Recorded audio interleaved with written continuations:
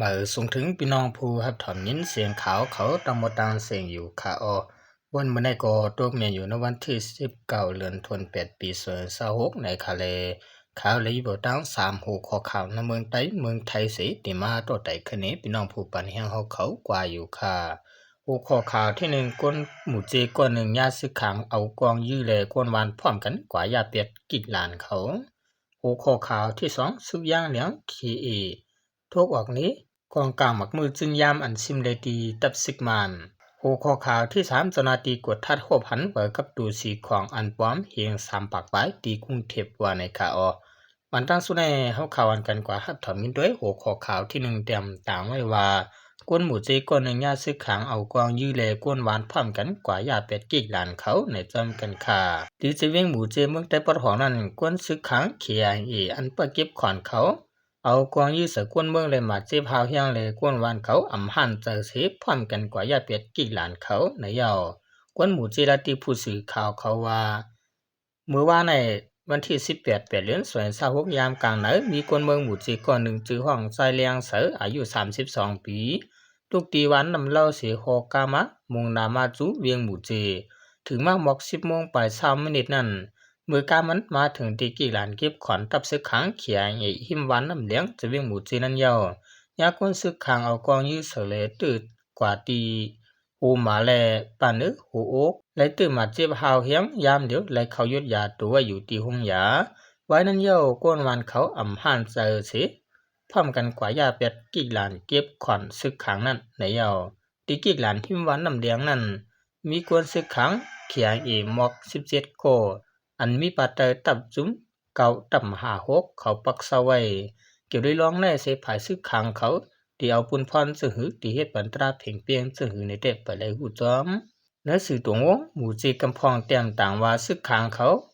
หามเหตุตากดทัดมันใจอยู่สิตามันใจอ่ำคึดเลย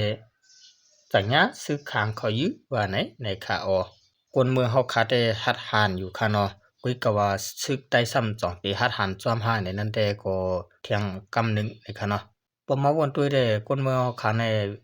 ตั้งอำไปว่าตั้งเวียงตั้งตั้งเมืองค่ะเนาะ1วันก็พร้อมกันก็บ่มีเอียนเฮียงอยู่ค่ะเนาะสังเจอว่าตั้ง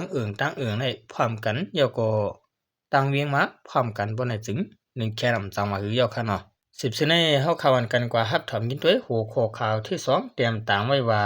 ซึกย่างเลียงเคทกออกนี้กองกลางมักมือจึงยามอันซิมได้ตีซึกมานในจอมกันค่ะตับกองตับกองซึกย่างเลียงเคทกออกนี้เครื่องกองกลางมักมือจึงยามอันซิมได้ตีซึกมานในเขาตั้ง4ปีวันที่17เดือน26ดกแม่นอยู่วันก่อตั้งตับกองเคเตรียม4ปียาวเลยสังไลทกออกนี้เครื่องกองกลางเจอซิมได้ตีซึกมานกว่านั้นไอยาวเด็กปืนเผานั่นเตรียมต่างไว้ว่าลองออกมันกูปังกูรองอันได้ฮับมาตีเส้นต่างยาวนานลงใน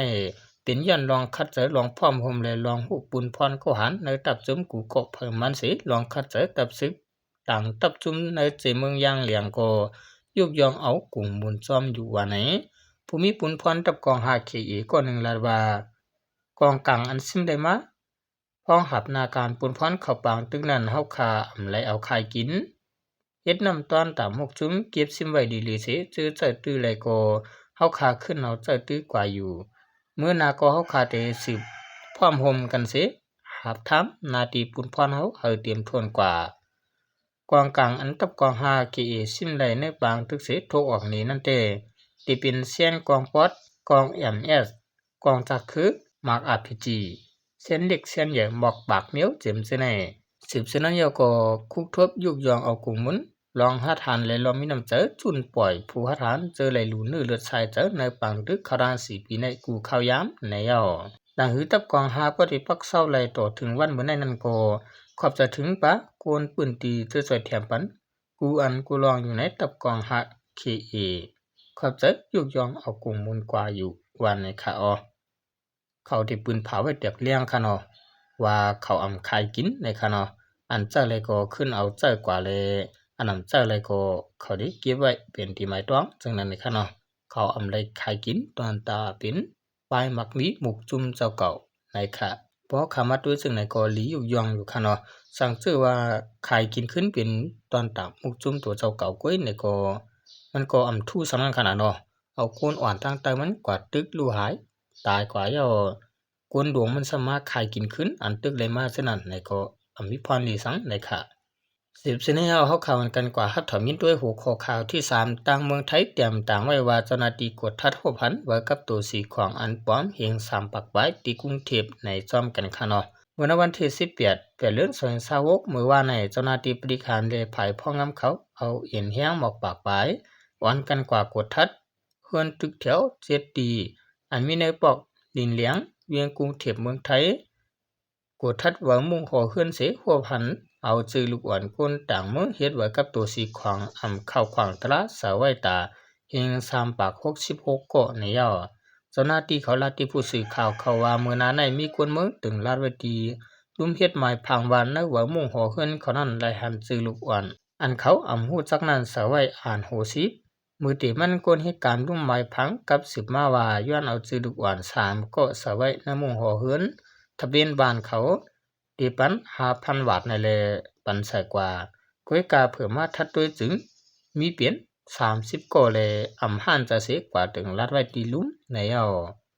เจ้าหน้าที่เขาก็จับจ้ำกดทัดด้วยเสเลยหัวเปลี่ยนไว้อันนำไล่เฮ็ดจอมหนังปักเบิงไม้มีเปลี่ยนไว้ปลอมในแลจังได้กว่ากดทัดด้วยควางเฮือนตึกต่างเสียง